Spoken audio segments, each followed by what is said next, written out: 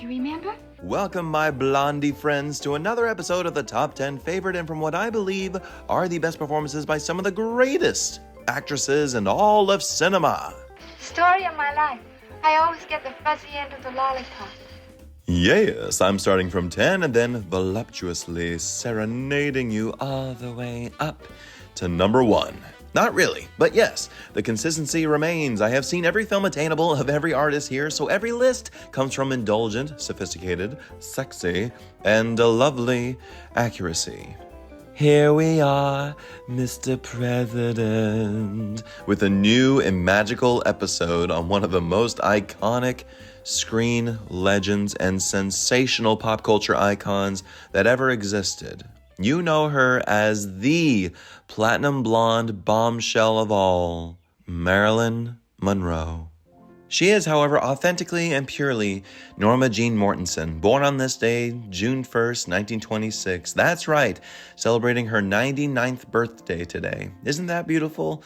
In lovely Los Angeles. Her story, as a human being, my lord, folks, is one of immaculate study that no film, no miniseries, could ever really get correctly. Like Norma Jean and Marilyn, the made-for-TV 1996 film, with Ashley Judd and Mira Sorvino playing both counterparts. But yeah, I'm really talking to you, blonde, made by Andrew Dominic, which I think is the worst of the Marilyn Monroe biopics, considering its basis on a fictional book by Joyce Carol Oates. And yes, while I'm on the subject, it shouldn't be regarded as a biopic, since it was a work of fiction and just a stylistic take on the life of Marilyn, and Ana de Armas did a great job with what she was given. However, there is nothing even stylistic that you could do to really paint to the life that Marilyn carried from birth to her bitter tragic end in 1962. So I won't cover too many details about her life here, since we literally could be here all day, which I wouldn't mind, but I dare say if you want the best reading material of the icon,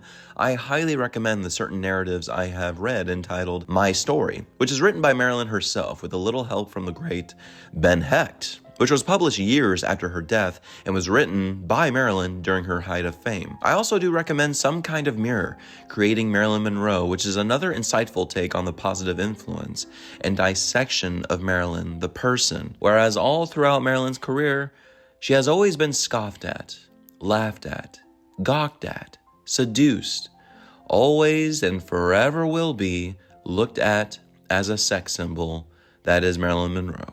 While that is certainly true and yet degrading in one point, we mustn't forget the positive note and how intelligent Marilyn Monroe really was for recognizing that and still using the sex appeal and gaining power in the industry, unlike any actress who had really come before her. The fact that she gained such a popularity with audiences, and she had a production studio. She had salary demands. She was able to leave Hollywood at one point during a career rise and study at the Actors Studio personally with Lee Strasberg and return with new insight in building character from the inside out. It's really inspiring. Okay, Marilyn Monroe certainly was no Bette Davis, no Joanne Woodward, no Barbara Stanwyck, and hell no, not even Elizabeth Taylor.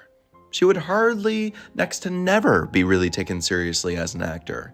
But on this channel, we celebrate the works, the ingenuity, the talent that has been left on the table in the celluloid itself, which there is certainly plenty of from the great platinum blonde queen. I fell in love with Marilyn when I was just a young boy, just like all the rest of them. And as I've grown older and I've learned so much about her, from her troubled days hopping from foster home to foster home, with her mother being committed to a mental hospital with schizophrenia, to getting married at 16, to then starting to model and forming to be the best iconic pinup model you would see, to then making the network rounds in Hollywood, leading to great stardom, I have grown so much in admiration, respect, and love for Marilyn, for she herself pictured an ideal world where her star could shine brighter than ever, telling stories with a voice coming from pain and love and touching hearts all around the world. Most specifically, building a voice for women. More than her star status, she still delivered some of the most entertaining performances in pictures that stand the test of time. So get out your diamonds, friends, and let's talk about those top 10 best performances from everyone's favorite platinum blonde star, Marilyn Monroe. Okay, this was a hard one. Starting off at number 10, we have How to Marry a Millionaire. Oh yes, based on 2 plays, this romantic comedy features some of the strongest comedic work from Marilyn as one of 3 models along with Betty Grable and Betty Bacall to go find some rich men and marry them. The trouble is, how to find the good rich men out of the hucksters out there. This was prime stardom for Marilyn, and what a gift it was to work with the 2 Bettys on set, considering how generous, giving, and patient they were having to work with Marilyn's insecurities on set. Having to do almost 12 takes of a scene because Marilyn would always pan over to Natasha, her coach, and Natasha would shake her head no, as in that didn't work, prompting Marilyn to go again. Historians and filmmakers alike have speculated, and I believe it as well, that Natasha Lytez pawned off and sucked out every ounce of dependency in Marilyn like a succubus in order to continue working and coaching her. However, her 2 co-stars could not hate Marilyn, for there was no hate in her heart, ever. She made the new wave of glasses on a model so perfect, where constant madmen would attest that glasses on a woman does not attract, it only detracts. Nonsense! Marilyn plays along with the 2 Bettys so well that you understand why she did a fair amount of comedies. Men aren't attentive to girls who wear glasses. Did you ever try it? No, You look better with them on. I do? Gives your face a certain, mystery. No kidding. Number 9, Clash by Night. You like dancing? When I'm in the mood. I love dancing. When I'm dancing, I just kind of forget myself. How I actually wish this was much higher, personally, because when you have Marilyn in a supporting yet prominent role in a dark melodrama directed by Fritz Lang with one of the absolute GOATs, Barbara Stanwyck, you have a beautiful result of a performance that was helpfully guided by not only Clifford Odets' poetry, adapted for the screen from his play, but also guided beautifully by Babs herself. It must be known that while Marilyn was filming this dark, twisted romantic tale, Babs was going through her divorce with Robert Taylor. So when Marilyn would flub her lines, which apparently happened constantly, Babs was always supportive, always helping. And that's a real actor. But Marilyn gives an authenticity to the role of Betty that really makes us feel for her. Having such an abusive boyfriend and going along with everything that's just put in her path. Marilyn also had her acting coach on site, Natasha Lytez, which was the notorious acting coach on site for a good amount of her career that drove everyone crazy, especially with considering how fresh Marilyn was. But that's one thing you can't deny, is how passionate Marilyn was about her craft, giving it all she could, and with her performance here as Betty, she certainly makes it brilliant. Even if her nude calendar was causing some controversy, it feels like she just can't win, can she? Number 8, Niagara. Again, maybe surprising considering this 3-strip Technicolor film noir directed by the tyrant Henry Hathaway is quite a favorite for film noir fans, which I can't argue with. Marilyn received her first top billing as Rose, a true femme fatale, actually, on vacation with her irritating husband played by Joseph Cotton at, you guessed it, Niagara Falls. Smell like a dime store. I know what that means. Sure, I'm meeting somebody.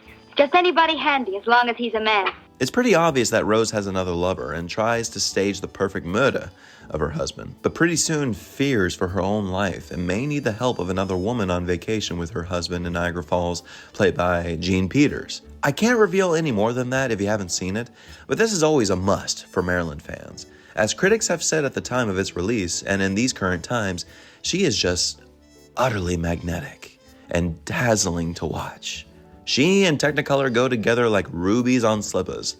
But people were not expecting Marilyn to be somewhat of a villain in this role. But in retrospect, she was just trying to make a better life for herself with her new lover, right? Though working with director Hathaway was a challenge in and of itself, she survived this episode, resulting in a brilliant film noir and the first big-time box office success of Marilyn's career in the humble year of 1953. Number 7, The 7-Year Itch. Ooh, do you feel the breeze from the subway? Isn't it delicious? Yes, the film with one of the most, if not the most iconic image of Marilyn in the zeitgeist of her illustrious career, with that beautiful white dress blowing up from the subway grates. How that has been parodied and tributed over the years is astounding. But what's more important is how Marilyn completely steals this picture. This nothing picture that even co-writer and director Billy Wilder had called it, based on the hit play.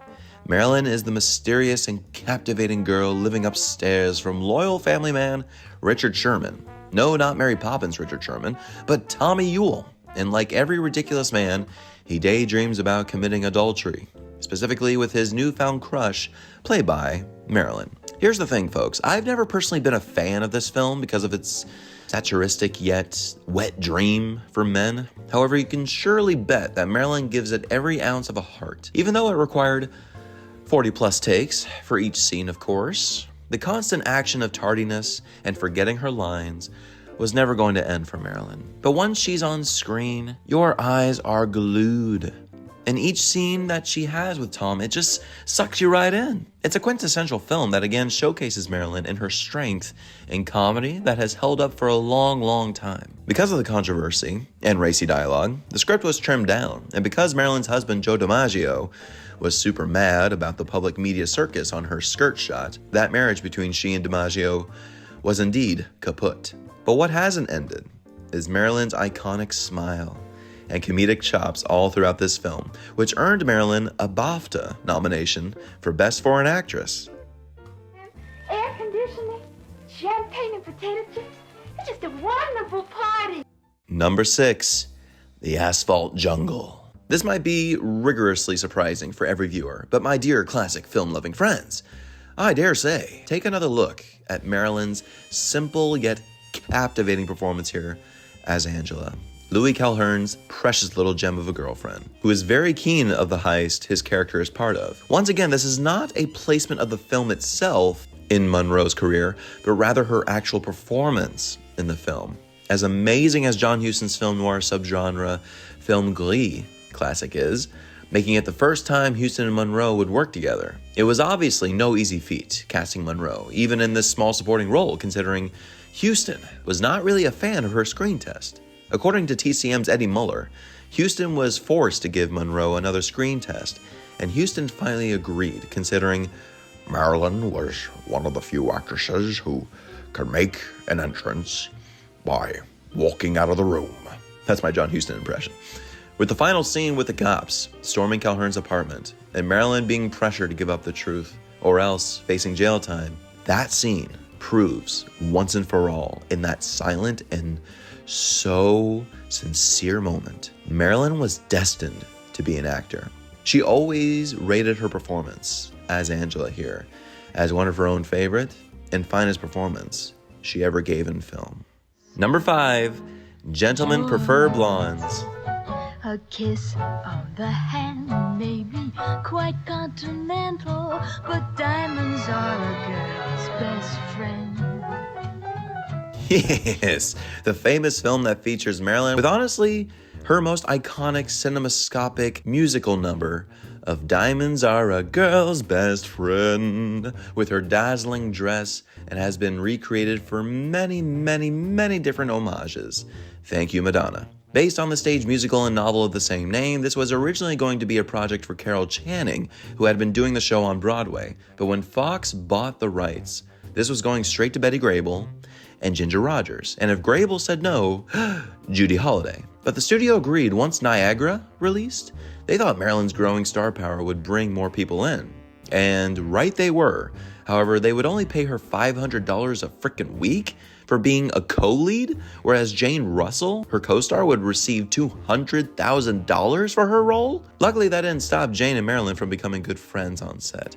But it did stop Marilyn and director Howard Hawks from working together, since Hawks was already on edge with directing a musical, a first for him, and couldn't stand Marilyn's persistence on multiple takes to get it right. And you can't blame her. You really can't. Since the film is nothing extraordinary, let's be honest, Marilyn and Jane together bring out the utter charm and fancy freedom that you would expect on a musical this size. And it doesn't even get away without leaving some great lines from Marilyn that totally ring true for her own life, such as, Aren't you funny?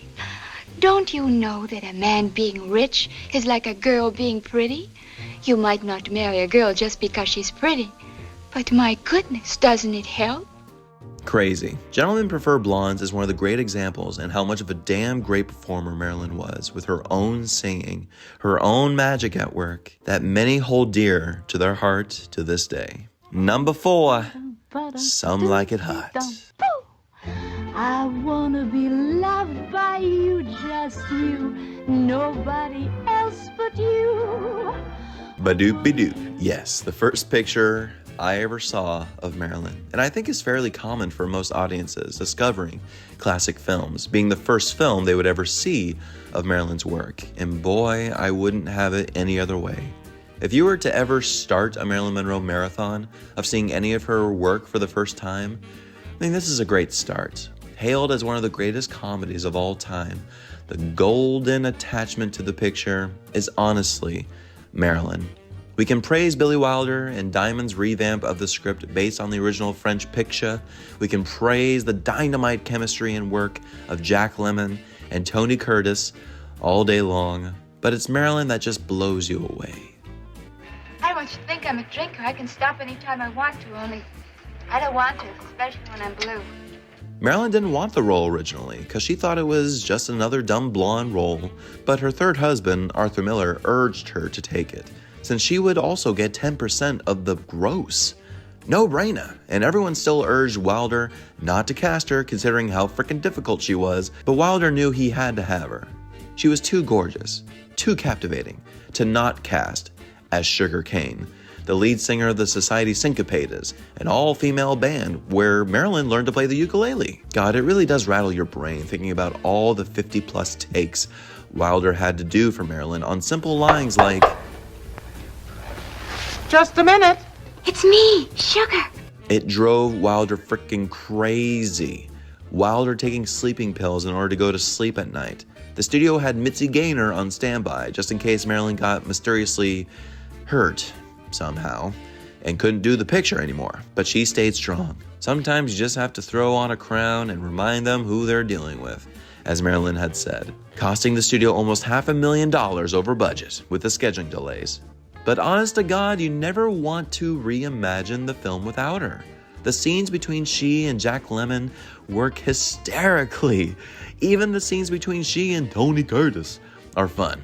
Even though Tony had famously stated kissing her was like kissing Hitler, which, Jesus man, that's going way too overboard. He had always been upfront about his frustration with Marilyn, but yet recognized the appeal of Marilyn.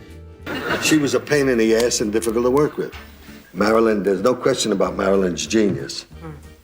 Her ability to do what she did, you know? Same as Wilder, praising Marilyn's performance years later, for she epitomizes, yes, a precious dumb blonde aspect, but she's so damn endearing that you can't help yourself but love her.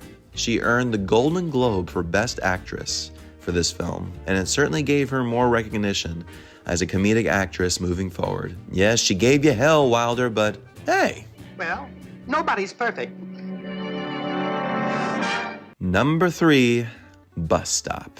This beloved comedy drama based on the hit play by Mr. William Inge has Marilyn fresh from her intensive actor studio training playing Cherie, an Ozarkian performer who has dreams of becoming a Hollywood star. Quite a stretch for Marilyn indeed.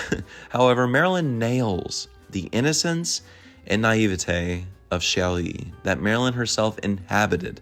But when a young wild boar of a virgin named Beau, Oscar nominee Don Murray, steps into the picture to literally sweep her off her feet, the drama increases. Marilyn loved the play so much that her new production studio, Marilyn Monroe Productions, wanted to pick it up so that Marilyn could expand her range. And quite honestly, this has been regarded by many, including the late and amazing Robert Osborne of TCM, as her greatest performance on film. She is truly mesmerizing when you look how much she sinks herself into the role. From asking her skin complexion to be completely white to represent the solidarity of performing in the late night club, to replicating the Ozark accent from the brilliant Kim Stanley, who had originated the role on Broadway, which sparked some controversy, arguing that Marilyn stole and copied off of Stanley's performance. And well, we all borrow and steal as artists from time to time, don't we?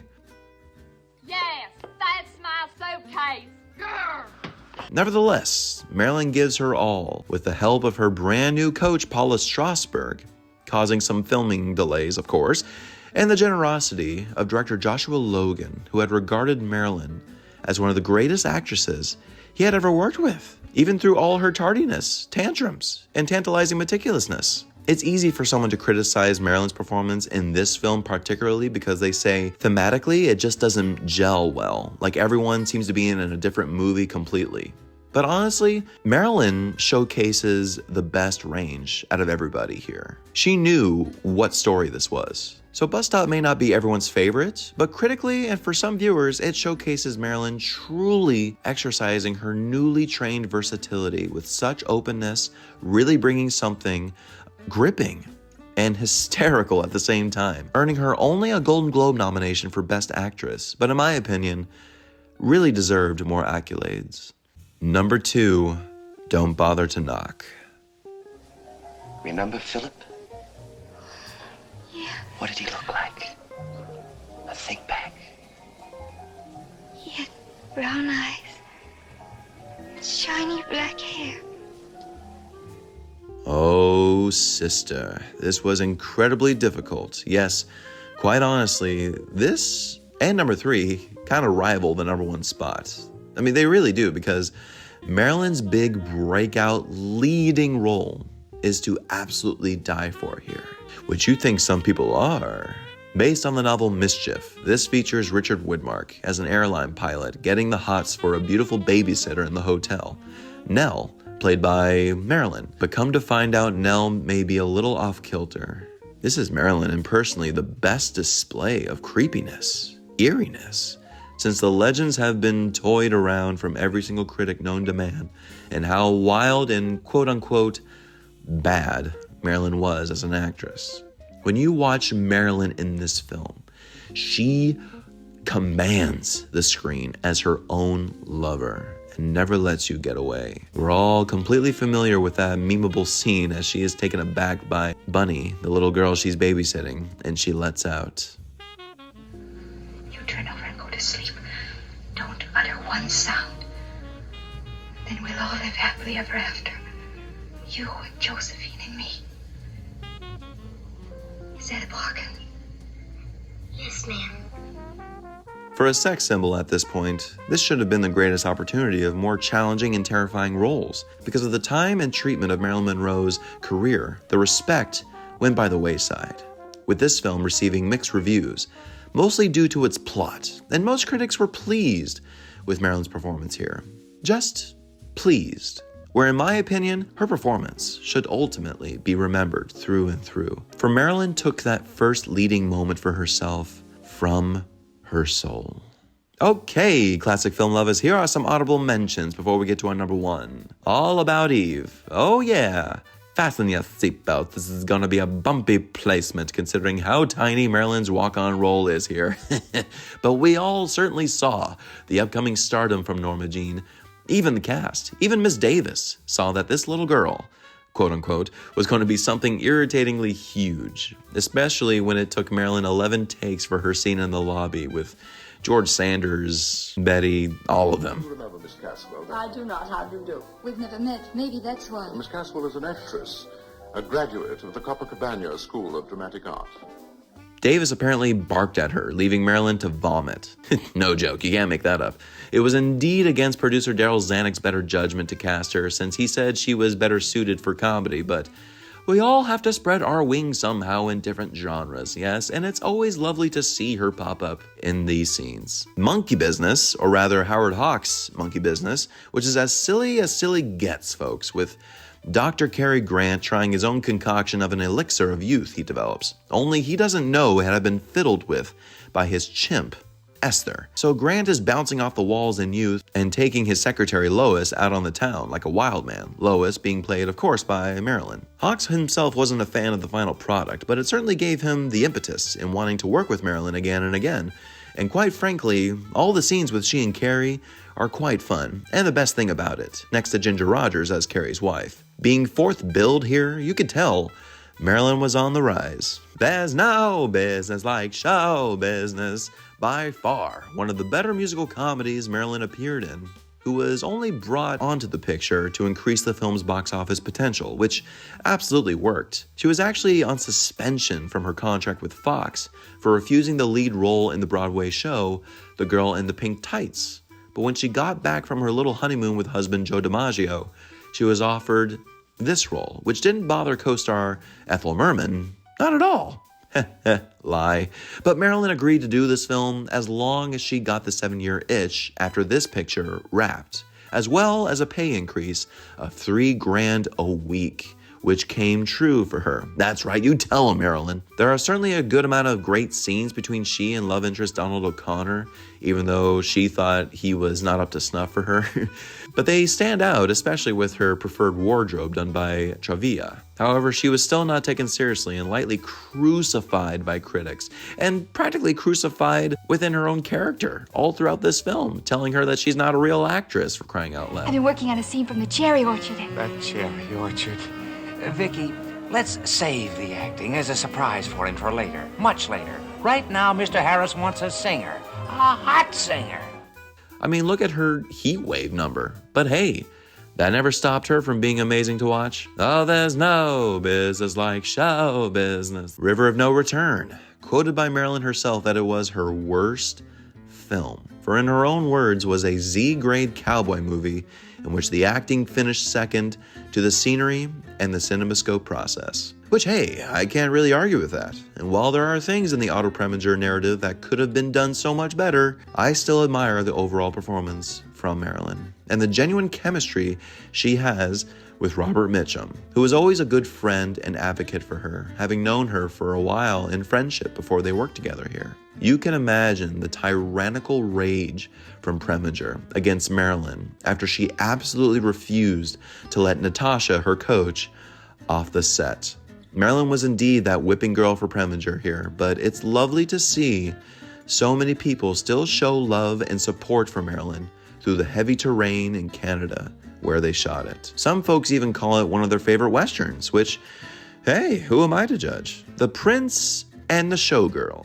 Oh yes, one of the infamous films of Marilyn's and Sir Laurence Olivier's career. What are words, where deeds can say so much more? That's just terrible! You made a pass and I turned it down. Which, yes, in my personal opinion, is not such an enjoyable film, let's be honest. However, like always, we find the most charming sequences all from Marilyn's own persona. How the imperfect scenes still soothe you every time you watch Marilyn, because she, for a brief moment, feels so alive. That's how she comes across in almost every film she did.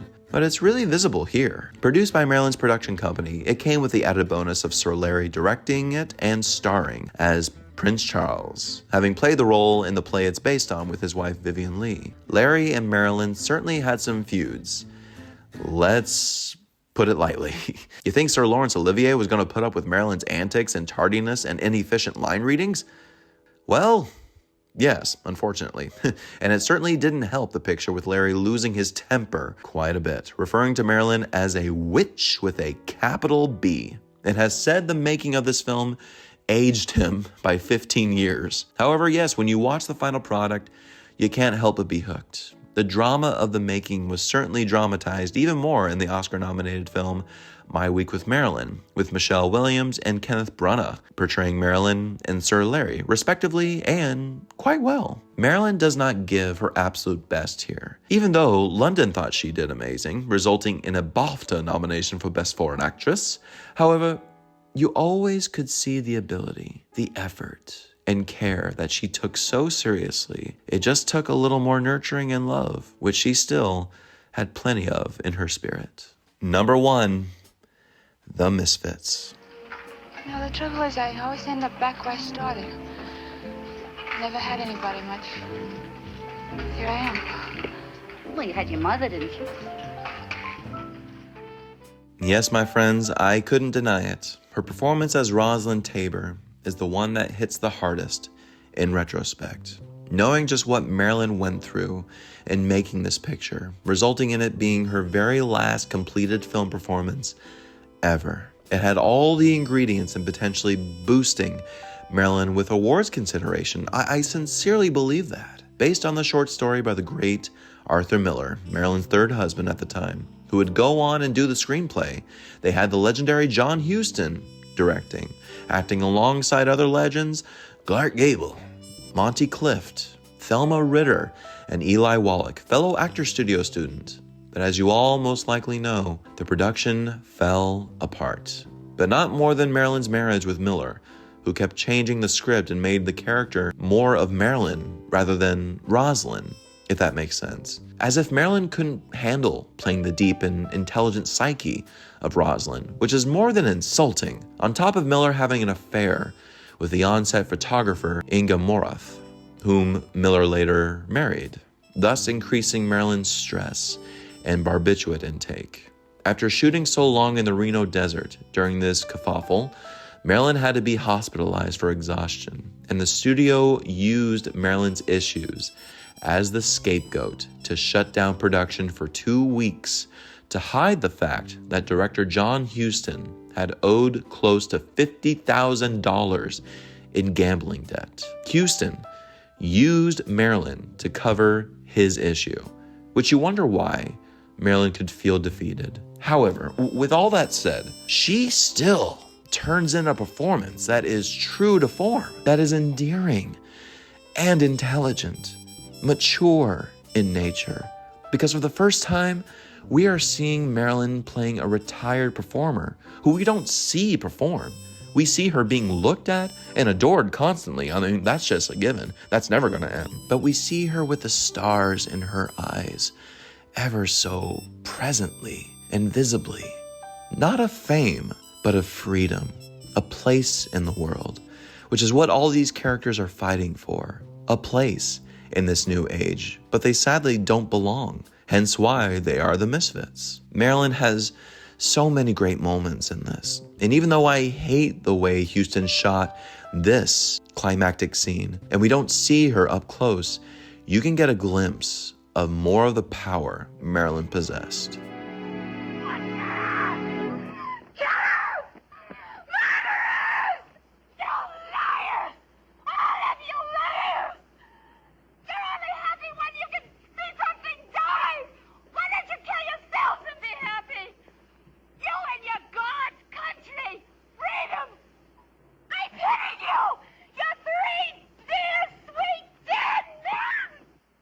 Marilyn ended up disliking the film, disliking her performance, but today, her performance is praised as such a swan song of growth, ability, talent, and tragedy.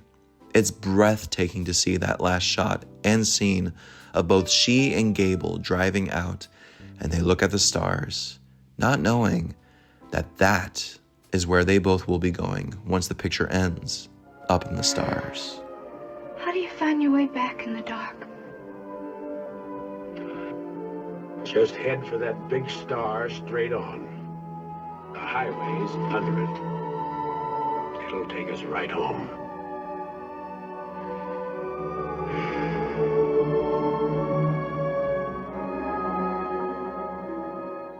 Something's Gotta Give was the last picture Marilyn was making with Dean Martin, shooting that half-nude pool scene. My goodness.